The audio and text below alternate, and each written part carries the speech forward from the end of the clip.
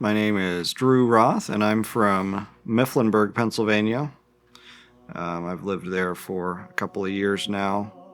Originally from Oregon, but got married and moved to the area, which is where my wife's family is from. So the piece that I have submitted for Cantate this year is Silent Night, the original text that everyone knows and loves, set to new music. So something that's interesting with that is taking such a classic text and song and giving it new life. Something that I've thought about with the original Silent Night is that it's very upbeat. It's mostly major. It's happy feeling. And as I think about what the text is actually talking about, it wasn't all that way. The Jewish nation at the time was under Roman occupation, not in a peaceful place.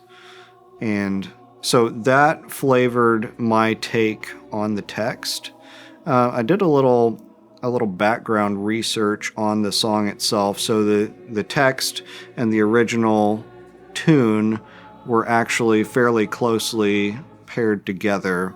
So the original text was written by a Joseph Mohr, an Austrian priest, in 1816, which is literally about a year after the end of the Napoleonic Wars, which ravaged much of Europe. Not a peaceful time at all. And his close friend, the choir master in the town where he lived, Franz Gruber, was the one who wrote the music. It was interesting to me to think about the original Silent Night and the people writing that in a post-war context where peace is paramount. They haven't had peace for a long time, and now it's peaceful. As opposed to myself writing from a peaceful place and looking back on what the text is actually referring to and saying, this was not a peaceful time, and trying to find a way to connect the two. And so I took it in a little bit of a more melancholy direction, a little bit of a darker direction than the original tune. My journey with composition started in high school.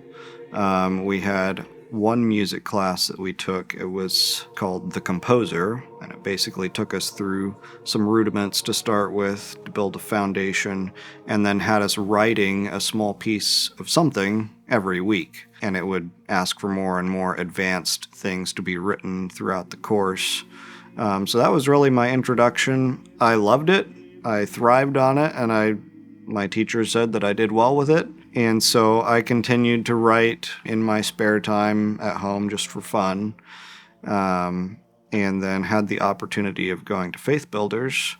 And while I was there, I studied under Wendell Glick for 2 semesters. I think words set to music can communicate in some ways more broadly, and in some ways more deeply than the simple spoken word. And so that motivates me to say, where are the texts that need to speak to people, that people need to hear, and how can I craft the music to take those words and communicate them more deeply, more broadly to the people of the world. I think what Cantate is doing is really good. Not only does it help us as current composers to hear our own music, which is really valuable. I've changed a number of things in different pieces that Cantate has done because of hearing it, recognizing things that you don't hear in a MIDI file. But not only is it helpful for the current composers,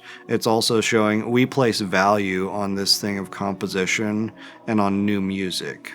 And so, in a way, it speaks to those who maybe have not done the studying for composition, but have a desire and have a talent for that, to pursue that and say, here is a community that places value on this. So I think we live in a great time to be a composer, to start composing.